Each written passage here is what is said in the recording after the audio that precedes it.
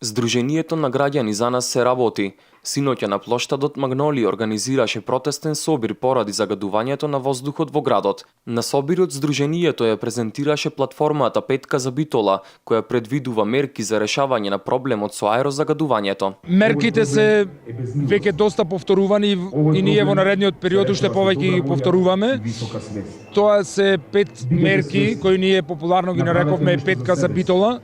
Тоа подразбира под прво прскање на улиците со хемиска смеса, која што мислиме дека во голема мера ќе намали присуството на PM10 и PM2,5 частичките во воздухот. Втората работа е режим во сообраќајот на нивото на општина Битола, барем во ризичните месеци од годината.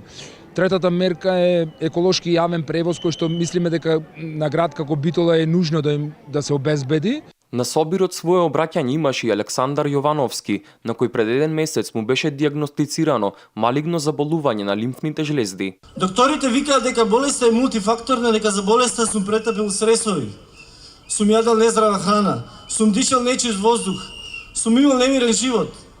Па да, добро. Па каде сум ги претапил тие стресови? Во која земја? Каде сум ја јадел таа храна? Кој воздух го дишам јас? Од Здруженијето за нас се работи, започнаа со собирање на потписи за својата петиција, која ќе биде доставена до Советот на општина Битола. Во наредниот период ќе имаме околу неколку пункта на територијата на Битола на кои што ќе се собираат потписи. Ние ако треба ќе одиме од куќа во куќа да се соберат некакви потписи и со тие потписи ќе одиме до Советот на општина Битола со цел да изгласа оваа иницијатива и да ја достави до владата на Република Македонија за итно имплементирање. Платформата Петка за Битола досега ја поддржаа јавни личности, уметници, актери и активисти од градот.